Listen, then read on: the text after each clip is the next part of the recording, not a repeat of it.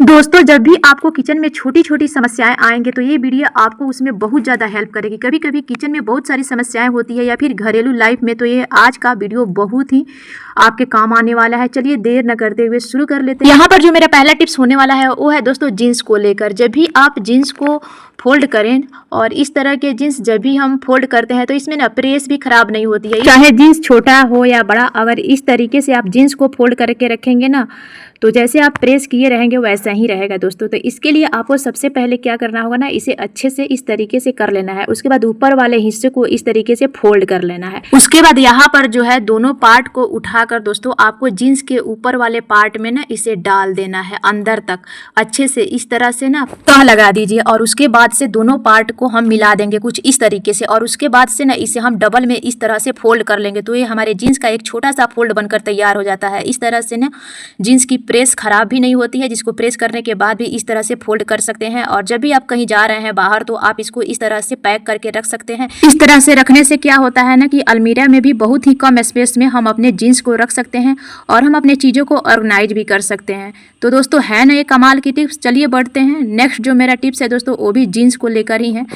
दोस्तों कई बार ऐसा होता है ना कि जब भी इस तरह का जो जीन्स में बटन होता है ना, क्योंकि कई भी जीन्स ऐसे होते हैं जिसमें बटन होते हैं, तो इस तरीके से अगर हम लगाते हैं तो इसका जो काज होता है बहुत ही ज़्यादा टाइट होता है। जो नया नया जीन्स हम लाते हैं, जिससे क्या होता है ना, नेल्स हमारा दर्द करने लगता है। तो इसके लिए बहुत ही एक अच्छी टिप्स है। उसको लिए आपको क्या करना है, लेना है इस तरह का सेफ्टी पिन, और सेफ्टी पिन को आपको बटन में लगा के और इस तरीके से ना आपको काज के अंदर खींच देना है। आप देख सकते हैं तो बहुत ही कम टाइम में और बिना हमारा नाखून दर्द किए ही इस तरह से आप सेफ्टी पिन की हेल्प से जब भी आप न्यू जीन्स लेकर आएँ तो उसके बटन को आप लगा सकते हैं। तो है ना दोस्तों, ये भी कमाल का टिप्स। चलिए बढ़ते हैं अब हम अपने नेक्स्ट टिप्स की तरफ। मेरा जो नेक्स्ट टिप्स होने वाला है दोस्तों वो है इस तरह के टेप को लेकर। कई बार ऐसा होता है कि जब भी हमें टेप को यूज करना होता है तो हमें इसको इंड को खोजने में ही बहुत सारा हमारा टाइम वेस्ट चला जाता है और गुस्सा भी बहुत आता है दोस्तों।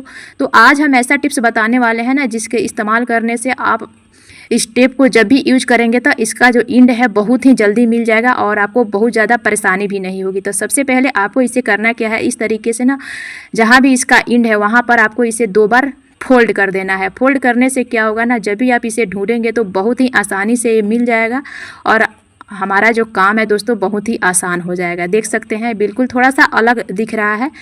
तो जब भी हम इसे यूज करेंगे तो इसके इंड खोजने में हमें प्रॉब्लम नहीं होगी दोस्तों, और हम अपने काम को भी आसान बना पाएंगे। चलिए बढ़ते हैं अब हम अपने नेक्स्ट टिप्स की तरफ। यहाँ पर जो मेरा नेक्स्ट टिप्स होने वाला है दोस्तों वो है बच्चों के स्केच को लेकर। दोस्तों कई बार ऐसा होता है कि बच्चे स्केच तो यूज कर लेते हैं लेकिन इसके ढक्कन को इधर उधर रख देते हैं, जिससे क्या होता है ढक्कन गुम हो जाता है और स्केच जब भी हम यूज करते हैं तो बार बार हाथों में लग जाता है दोस्तों। तो इससे कैसे ऑर्गेनाइज रखें, तो पहला तरीका तो ये है दोस्तों कि आप कोई भी रबड़ बैंड लीजिए और इसमें इस तरीके से लगा दीजिए। लेकिन दोस्तों होता क्या है, जब भी बच्चे अगर यूज करेंगे तो फिर इसके ढक्कन को इधर उधर रख देंगे और जो स्केच है हमारे हाथों में लग जाएगा। तो चलिए मैं बहुत ही अच्छा एक टिप्स बताती हूँ जिसके इस्तेमाल करने से बच्चे भी ढक्कन को गुम नहीं कर पाएंगे और उसमें वो बहुत ही आसान तरीके से रख पाएंगे। तो सबसे पहले तो आपको इस तरीके से ना जो भी स्केच है इसको इक्वल कर लेना है, जितने भी आपके पास स्केच है उसको लेकर। उसके बाद आपको इस तरीके से टेप को ले लेना है।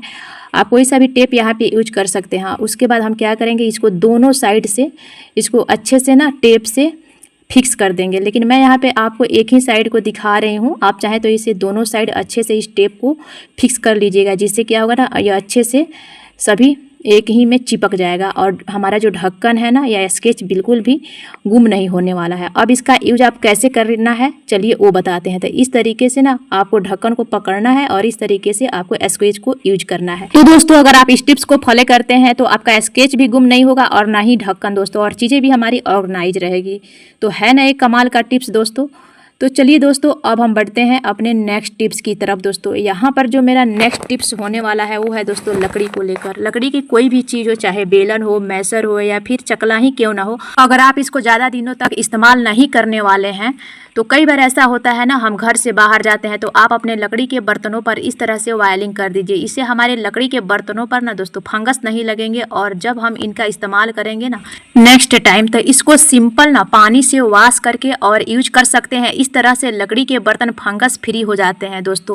तो आई होप दोस्तों ये वाला टिप्स आपको ज़रूर पसंद आएगा। चलिए बढ़ते हैं अब हम अपने नेक्स्ट टिप्स की तरफ। यहाँ पर जो मेरा नेक्स्ट टिप्स होने वाला है वो है दोस्तों मिक्सी जार को लेकर। मिक्सी का जो जार होता है, जब भी हम देखते हैं दोस्तों लहसुन प्याज मसाले पीसने के बाद बहुत ज़्यादा स्मेल आती है, तो एक छोटा सा काम करते हैं, मिक्सी के जार की सारी स्मेल निकल जाएगी। न्यूज़पेपर का एक टुकड़ा लीजिए और इसको इस तरीके से ना जला दीजिए।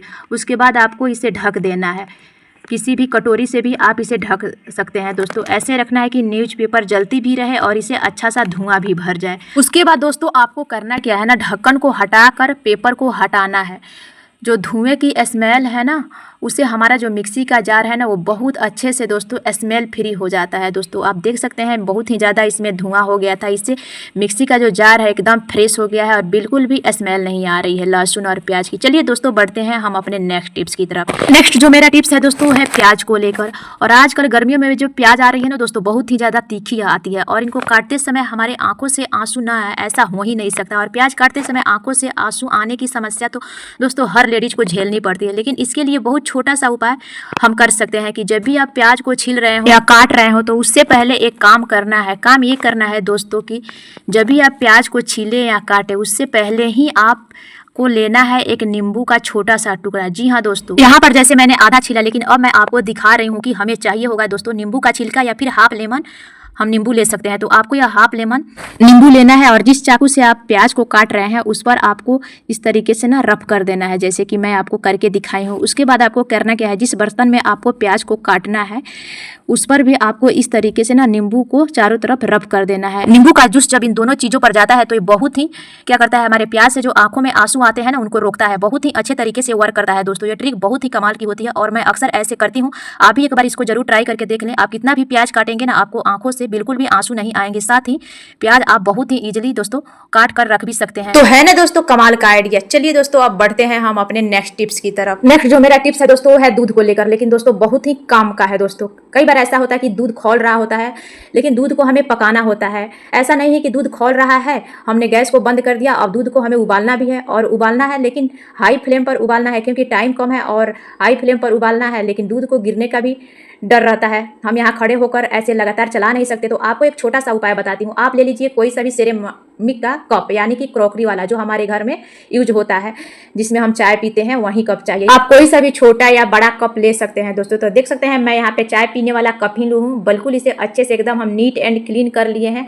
उसके बाद दोस्तों आपको करना क्या है ना, कप को लेना है और आप इसे उबलते दूध में ना आपको इस तरीके से ना डाल देना है। उबलते दूध में डालते ही आप देखेंगी ना दूध पूरी तरह से बैठ गया है। जी हाँ, उबलते दूध में सिरेमिक का कप डालते ही दूध पूरी तरह से बैठ जाता है और आराम से हाई फ्लेम पर आप इसको पकाते रहिए। दूध उबलकर ऊपर नहीं आएगा। अभी ये मैंने फ्लेम एकदम हाई किया हुआ है और दूध उबल रहा है, लेकिन ये ऊपर उठकर नहीं आ रहा है ना दोस्तों। कमाल की टिप्स, ये हमारे किचन में बहुत ज़्यादा काम आएगी। तो दोस्तों आप देख सकते हैं वीडियो में कि दूध बहुत ही तेज़ी से उबल रहा है लेकिन बिल्कुल भी ऊपर नहीं आ रहा है दोस्तों। तो जब भी आप दोस्तों दूध को उबालें और अगर आपके पास टाइम नहीं है तो फ्लेम को हाई कर दें और इस तरह के सिरेमिक का जो कप आता है उसको इसमें डाल दीजिए। बिल्कुल आपका दूध नहीं गिरेगा। तब तक के लिए बाय बाय दोस्तों।